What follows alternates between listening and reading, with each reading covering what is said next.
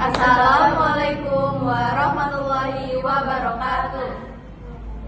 Perkenalkan, kami dari kelompok 3, nama saya Resya Putri Agustiani, absen 28. Nama saya Fazila Raisa Aula, absen 9.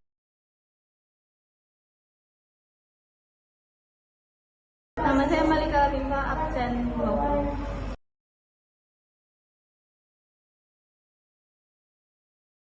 Assalamualaikum warahmatullahi wabarakatuh. Alhamdulillahilladzi an'amana binikmatil imani wal islam. Wassalatu wassalamu ala sayyidina Muhammadin khairil anam wa ala alihi wa ashabihi wa tabi'ihi ala dawam.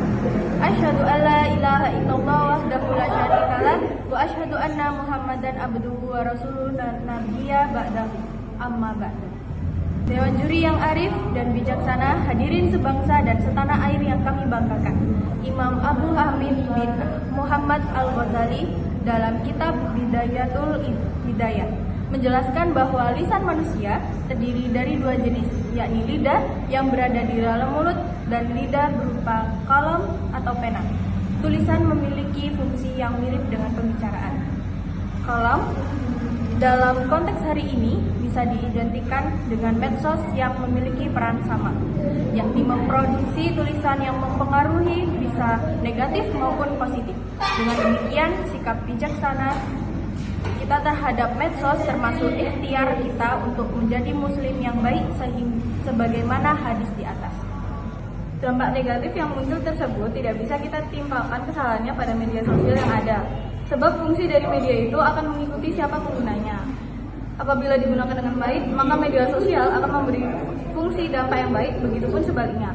Oleh karena itu, dalam berselancar di media sosial, kita perlu berbijak dalam bermedia sosial, sehingga terciptanya akhlak yang islami, yaitu apa saja yang dilakukan. Ada 5 tindakan yang harus dilakukan, yaitu sebagai berikut. 1. Tidak boleh melakukan hate speech atau ujaran kebencian, provokasi, apalagi fitnah. Islam mengajarkan kepada kita untuk menjaga dan menciptakan kedamaian sebagaimana Islam itu sendiri bermakna damai dan mendamaikan, serta membawa kesejahteraan dan ketentraman. Maka media sosial harus dijadikan sebagai sarana untuk mewujudkan perdamaian, bahkan bukan sebaliknya. Sudah banyak kasus hate speech, provokasi, dan fitnah yang mengancam persatuan kita. Yang kedua, saring sebelum sharing. Kita patut mengambil pelajaran dengan kisahnya Nabi Sulaiman tatkala beliau melakukan perjalanannya dan beristirahat. Burung hudhud adalah burung yang tidak tampak ketika Nabi Sulaiman mengabsen semua pasukannya. Pada saat burung hudhud tersebut datang, dia ditanya oleh Nabi Sulaiman. Lalu burung hudhud menjelaskan bahwa ia menemukan seorang wanita yang menjadi ratu dengan singgasana yang besar, sedangkan sang ratu bersama masyarakatnya tidak ada yang menyembah Allah Subhanahu wa taala. Mendapat informasi yang demikian, Nabi Sulaiman tidak cepat-cepat percaya kepada informasi yang diberikan burung hudhud. Dalam Al-Quran dikisahkan Nabi Sulaiman berkata akan memverifikasi kebenaran laporan yang diberikan oleh beliau. Dengan demikian, Al-Quran mengajarkan kepada kita terhadap informasi apapun supaya kita cek terlebih dahulu. Burung hudhud yang tidak sebagian daripada makhluk munafik, Nabi Sulaiman perlu antisipasi terlebih terhadap orang fasik. Tidak semua informasi yang kita dapatkan dari media sosial dan internet dipastikan keasliannya. Maka, sebagai makhluk yang berakal, setiap kita menerima kabar, sebaiknya pastikan terlebih dahulu kebenarannya. Jika telah dipastikan berita tersebut benar, maka barulah kita bisa share melalui media sosial. Dalam ajaran Islam, prinsip itu disebut dengan tabayun. Allah Subhanahu wa taala berfirman di dalam surat Al-Hujurat ayat 6. Bismillahirrahmanirrahim. Ya ayyuhalladzina amanu inna ja'akum fasiqun binaba'in fatabayyanu an tusibu qauman bijahalatin fatusbihu 'ala ma fa'altum nadimin. Artinya, hai orang-orang yang beriman, jika datang kepadamu orang fasik membawa suatu berita, maka periksalah dengan teliti agar kamu tidak menimpa suatu musibah kepada suatu kaum tanpa mengetahui keadaannya yang menyebabkan kamu menyesal atas perbuatanmu. Yang ketiga, tidak boleh pamer. Belakangan ini ramai dibicarakan fenomena flexing. Banyak orang senang memamerkan kemewahan di media sosial. Dalam ajaran Islam, hal demikian itu dilarang keras karena menimbulkan banyak efek negatif. Jika sikap pamernya itu dilihatkan oleh orang tidak mampu, maka akan menimbulkan ketersinggungan. Lebih baik jika memang kita memiliki kemampuan berlebih, syukuri dengan cara yang benar tanpa harus memamerkannya di media sosial. Maka sikap empati harus diutamakan bukan hanya di dunia nyata, melainkan juga di media sosial. Yang keempat, tidak semua bisa diposting. Jika dulu ada istilah mulutmu harimaumu, di era medsos ini istilah itu bisa berubah menjadi jemarimu harimau. Artinya, apa yang kita post di media sosial harus kita pertanggungjawabkan. Setiap kali posting harus dipikirkan dampak yang akan muncul dari postingan tersebut. Maka cukuplah posting hal-hal positif saja. Disinilah pentingnya nilai-nilai akhlak. Apabila kita hanya berilmu saja, iblis pun justru mempunyai ilmu yang tinggi. Tapi agama tidak hanya membahas tentang ilmu saja. Bagaimana jadinya apabila ada orang bertambah ilmunya, namun ia tidak lebih berhati-hati dalam sikapnya?